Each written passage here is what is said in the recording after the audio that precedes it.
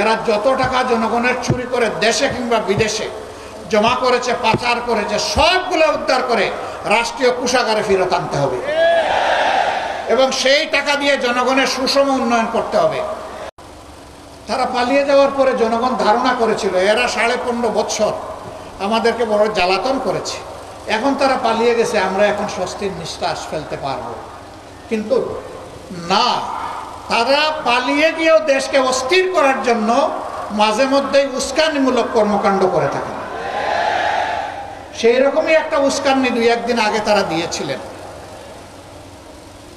এদেশের মানুষের হাজার হাজার মানুষ যারা খুন হলো, গুম হলো, যারা রক্তাক্ত হয়ে পঙ্গু হয়ে এখন হাসপাতালের বেডে কাতরাচ্ছে, সেই সময় আপনারা আবার উস্কানি দেন, এইটা কি বাংলাদেশের মুক্তিপাগল মানুষ সহ্য করবে?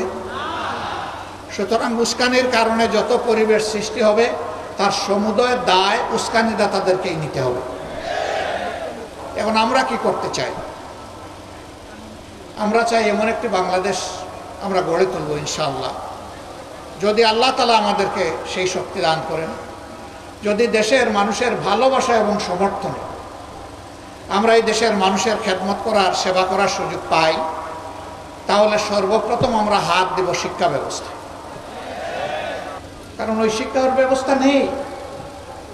আবার যারা একটু শিক্ষিত হয়েছেন তাদের ক্ষেত্রে নৈতিক মূল্যবোধের অভাব থাকার কারণে তারা জাতির পকেটে আস্তে করে হাত ঢুকিয়ে দেয় এবং পকেট খালি করে, পকেট লুণ্ঠন করে, ব্যাংক ডাকাতি করে সমস্ত অর্থ তাদের কূটপুত্রের জোরে বিদেশে তারা পাচার করে দেয়।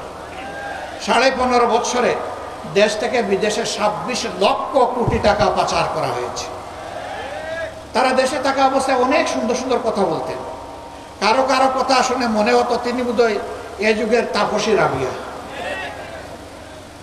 কারো কথা শুনে মনে হতো তিনি বোধহয় হাসান বসরি। কিন্তু এখন তারা দেশ থেকে পালিয়ে যাওয়ার পরে, আত্মগোপনে চলে যাওয়ার পরে, জেলে ঢোকার পরে এখন যেখানেই তাদের উপরে হাত পড়ছে সেখান থেকে দুর্গন্ধ বের হয়ে আসছে, সেখানেই অবৈধ সম্পদের খনি বের হয়ে আসছে।